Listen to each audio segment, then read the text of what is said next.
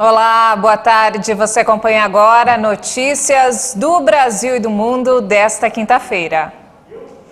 E os casos de Covid-19 quase dobraram na primeira semana de janeiro e aumentaram 250% em comparação com o mesmo período de 2021 nas Américas. Os dados são da Organização Pan-Americana da Saúde. A diretora da OPAS, Carissa Etienne, afirmou que a variante Ômicron caminha para se tornar a cepa dominante no continente, desbancando a Delta. Os casos de Covid passaram de 3 milhões e 400 mil em 1º de janeiro para 6 milhões e 100 mil em 8 de janeiro. Na primeira semana de 2022, houve 6 milhões de infecções confirmadas, contra 2 milhões e 400 mil casos no mesmo período do ano passado. A especialista em saúde pública destacou que 42 países e territórios da região detectaram a variante Ômicron e que as mortes por Covid não aumentaram com a nova onda. Os Estados Unidos registram a maior parte dos novos casos, que também avançam no Canadá. Caribe, Porto Rico e República Dominicana têm as cifras mais altas, enquanto na América Central são especialmente elevadas em Belize e Panamá. Bolívia, Equador, Peru e Brasil também registram aumentos significativos de novos contágios. E olha só, pesquisadores da Finlândia desenvolveram um spray nasal anti-Covid que pode proteger contra todas as variantes. A substância é complementar às vacinas. Os cientistas da Universidade de Helsinki garantiram que o novo spray nasal é eficaz contra a Covid imediatamente após sua administração e pode permanecer agindo por pelo menos 8 horas. Segundo os pesquisadores, esse spray é um tratamento preventivo e não uma vacina. O uso pode ser útil para pessoas em que a proteção vacinal é insuficiente.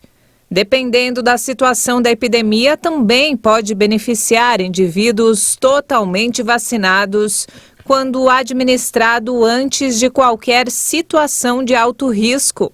A substância desenvolvida pela equipe tem a capacidade de inativar a proteína spike do coronavírus e oferece proteção eficaz a curto prazo. De acordo com o estudo publicado, mesmo em casos de alto risco de exposição, protege logo após sua administração. A molécula TRISB92 neutraliza o SARS-CoV-2 e suas variantes de preocupação, incluindo a Delta e a Ômicron. A administração de uma pequena dose protegeu 1.351 camundongos da infecção. Os resultados ainda precisam ser revisados por pares. Também ainda são necessárias mais pesquisas antes que o produto possa ser usado em humanos.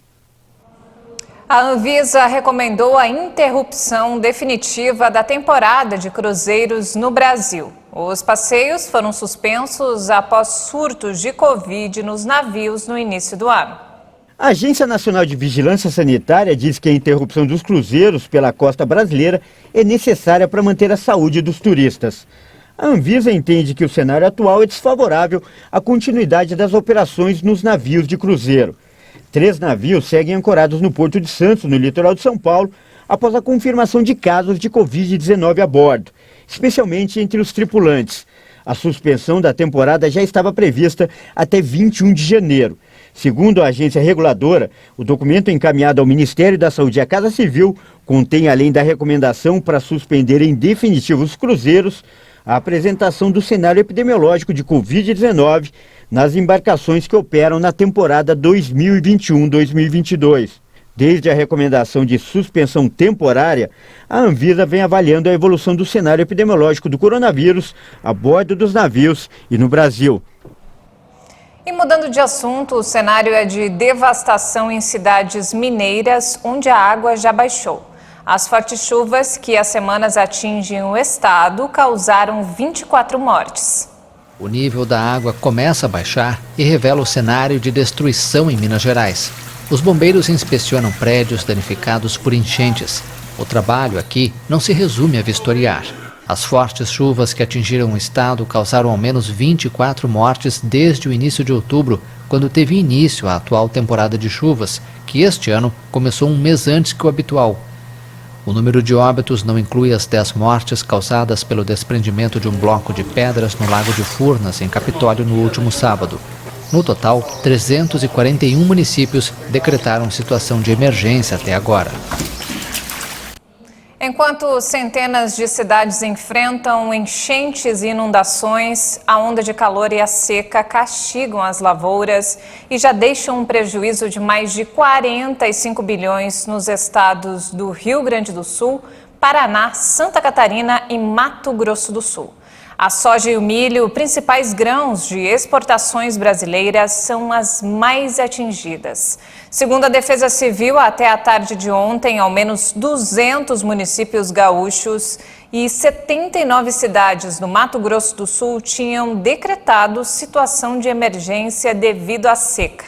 O clima adverso nas últimas semanas já ameaça a projeção de uma safra recorde e pode pressionar os preços ao consumidor. E a Argentina também sofre com as altas temperaturas. Com um calor de mais de 40 graus, os bombeiros tentam controlar um incêndio perto de Buenos Aires. É um trabalho difícil e perigoso. Bombeiros combatem incêndio florestal em Tristán Suárez, província de Buenos Aires, fora da capital. A origem do incêndio é desconhecida. O fogo se aproxima de rodovias e prejudica a visibilidade dos motoristas. Os bombeiros dizem que a onda de calor que afeta o país dificulta ainda mais o controle das chamas. Helicópteros ajudam no combate ao fogo. Segundo o Serviço Meteorológico Nacional, no início da semana a temperatura chegou a 41,5 graus, uma das mais elevadas do século. A previsão é que as temperaturas permaneçam altas na região até o próximo domingo. Há 10 anos, uma tragédia abalou o setor de turismo de cruzeiros no mundo. O luxuoso navio Costa Concórdia encalhou na Toscana e provocou a morte de 32 pessoas. Um trauma que ainda persegue os sobreviventes do naufrágio. Muitos se recusaram a retornar à ilha para lembrar as vítimas. Os passageiros que estavam a bordo da embarcação relataram que entraram em estado de choque em meio às operações de evacuação, mas o pânico tomou conta do Costa Concórdia quando a energia foi cortada, mergulhando o navio na escuridão total. A retirada das pessoas começou mais de uma hora após a colisão, quando os botes salva-vidas localizados em um dos lados do navio já estavam inutilizáveis. O Concórdia, que transportava 4.229 pessoas de cerca de 70 países, encalhou no momento em que muitos passageiros jantavam.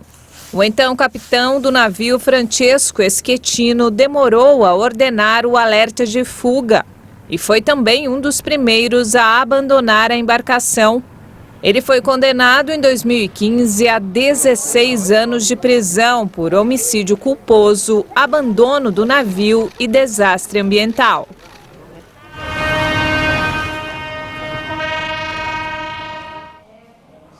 Essa edição fica por aqui. Mais informações ao longo da nossa programação. Obrigada pela companhia.